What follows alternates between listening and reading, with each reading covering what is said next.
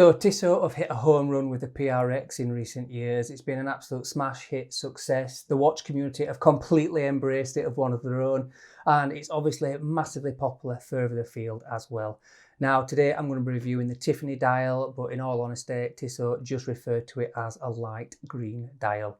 Now similar to Tudor and the Black Bay, Tissot realise they're onto a massive success here and they're flogging it like a dead horse. They are getting every last ounce of a saleability out of the PRX.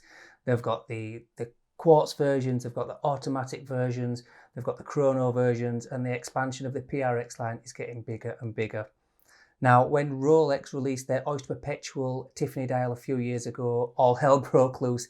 And ever since then, more and more watch brands have been, using this Tiffany Dial, this turquoise dial, to great success. And the Tissot range, the PRX, they've jumped on the bandwagon.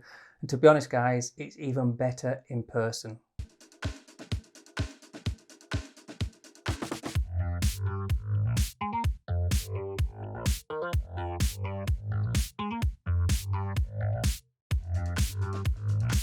Now, I'll get onto that glorious dial in a short while, but I just want to make you aware that the Tissot PRX, I don't know if they called it the PRX back in the day, but it's not a new watch, it's actually a reissue. So they did actually bring this watch out in 1978, and it's almost a like-for-like copy. So they're not really, they may be jumping on the Tiffany dial, but I don't think they're jumping on the Sportswagen dial because ultimately this is a carbon copy of what they brought out in 1978.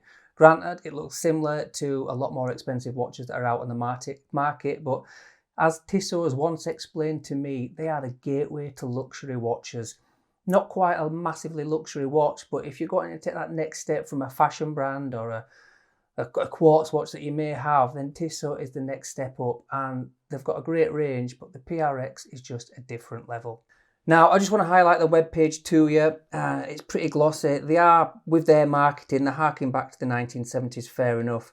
And they make no shame about it. It's an uncompromising essential, by all accounts. A throwback to flagship design from 1978, the PRX Forte is an essential timepiece with integrated case and bracelet. Made remarkable by its slim, timeless and solid design. I've got to agree with that. This is an ideal watch for those with a passion for design and an eye for ingenuity. It looks fantastic there, you've got to admit. Firstly designed in the late 1970s, innovator by tradition. Tissot have always known how to interpret the designs of its time. The late 1970s gave rise to a series of Tissot timepieces with integrated bracelet fitted with a newly developed quartz movement. Wow, the world must have shocked at quartz movements back then. Their thinness allowed for slim cases, and if you look there guys, that is like for like. The one on the left is the new PRX that we're talking about. The one on the right, there's very little difference between them. Maybe a little bit of an applied logo on the old version.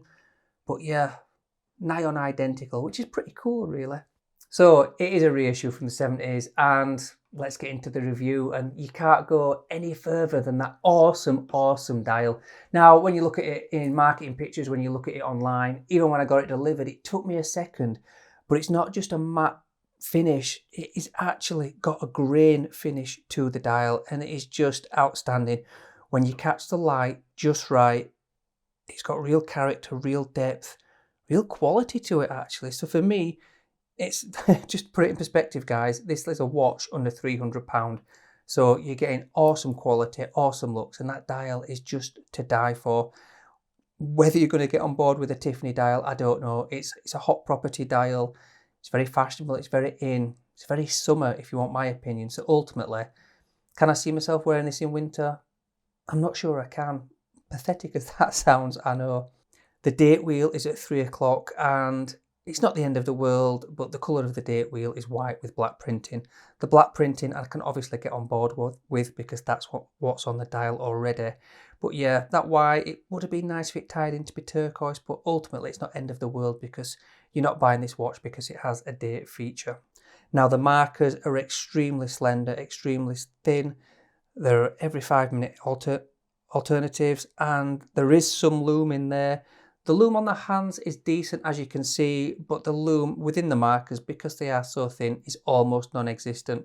When they apply loom to this minimal amount, for me, I feel like you should just not bother with it, because ultimately, even with a lume torch on it, it doesn't do the trick that you're looking for. The hands, they're great, yeah, but ultimately the markers, they shouldn't have bothered because there's not that much lume at all. Now, something you've got to consider when you're looking at this watch and you're wanting to buy it. I've previously owned the blue one maybe a year or two ago, and fantastic looking watch. They're a compact 40mm, they are, but the dreaded lug to lug is over 50mm. Now that is a hell of a lug to lug for a watch of this size, 40mm case only, remember. But as you're looking at the watch, the case itself isn't the full 51.3mm lug to lug that we're talking about. But because of the end links, they do protrude out, they do stick out, and they're not that much lower than the case. So yeah, you're looking at a 51mm lug to lug, which is not to be sniffed at. I've got 6.75 inch wrists, and I just about get away with it. And because of the bracelet and its amazing taper and it's silky around your wrist, most people will get away with it, but you've got to really consider and try on this watch before you make the purchase. Something that is beautiful and awesome and quite sexy, if I'm honest, about this watch is the bracelet. Absolutely gorgeous to look at.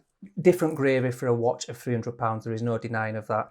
Now, it's got a massive taper on it because it's an integrated bracelet. If you're measuring from where the bracelet starts, the lugs, that's 29mm, which is outrageous, but it tapers down massively, over 10mm of taper down to 17.5. So the taper is one thing. I love a good taper on a watch, there is no denying that. And then something really sexy with on this watch, you would have to say, when you first look at this watch, it's reflecting in the light extremely well, but you would say it's an all brushed finish. Now, the face of the bracelet is finished, the sides of the bracelet is finished, but if you just look in between the links, which are actually mostly covered up by the other link above and below it, there's a little bit of polishing detail, and I just think that is an absolutely exquisite finishing detail on a watch of this cost. And it just a little bit of bling, a little bit of shine without it being in your face. So again, this bracelet, I'd have to give it 10 out of 10 for design and looks. Now, something to consider on this bracelet, there isn't any micro adjustment. The clasp it's well made, it clicks together well, but no micro adjustment. It's a bit of a bugbear for most of us out there. If you're in the watch community, micro adjustment is one of those things that keeps you up at night, unfortunately.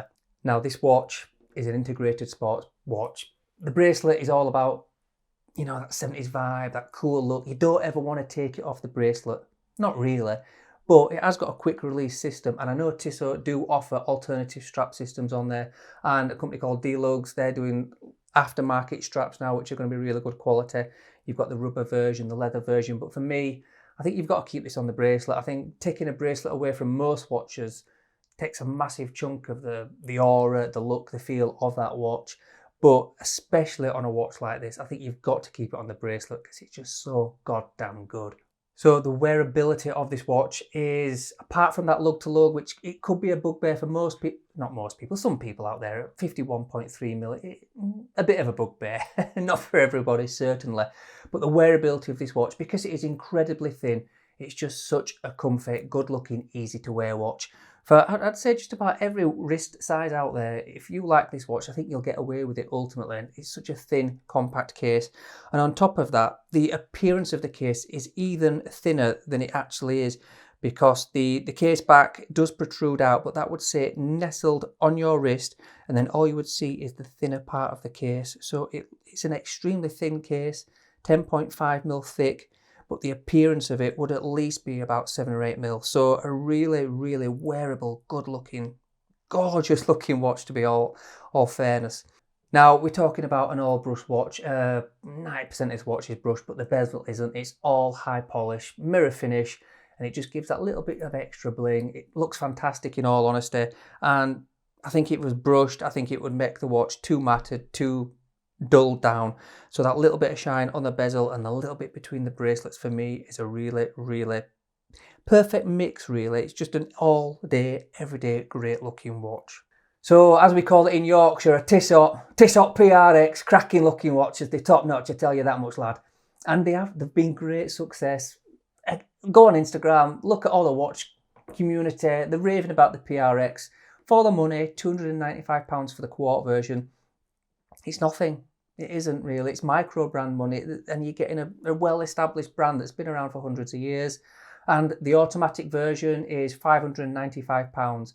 That's got the waffle dial, so a little bit more detail on there, and it's an 80 hours as well. So that's a fantastic amount of value in a watch under £600. And I'm personally thinking about getting the blue or green back in the collection. So let's go through some stats. It's a 40mm case, as we discussed. Now the lugs are 29mm, but it does taper down ridiculously to 17.5, which is just awesome. Just a smidge over 10mm thick, and the lug to lug, which is the one that you've got to look out for, guys, as I've mentioned, is 51.3mm, which it's doable, just under 300 quid, outstanding, and it's got the quartz ETA FO6.115. 100 meters of water resistance, which is anything less is not good enough. You don't really need any more, in all honesty. Sapphire crystal, which you'd expect. Super luminova, what there is on the markers, I don't know, but it is there. And then you've got the quick release system if you are a bit of a strap junkie and you want to change your watch out. What a fantastic, fantastic watch. Big thank you to Neil Davenport. You are an absolute legend, mate. Thank you for loaning me this and the Christopher Ward last week. Yeah, I won't forget it, and it's greatly appreciated. Should you buy the Tissot PRX? Absolutely, 200%. If you're a watch addict, if you've got a watch page on Instagram dedicated to watches, this is the kind of hit. You can drop a few £100s on a really great brand, a really great watch, and just enjoy it. It's not the end of the world. It's not going to break the bank. You know, you can probably get it on finance for 15 quid a month. It's nothing, is it? Go out there, enjoy Tissot PRXs. I certainly am gonna. But blue or green? Decisions. Right, guys, I'll see you in the next one.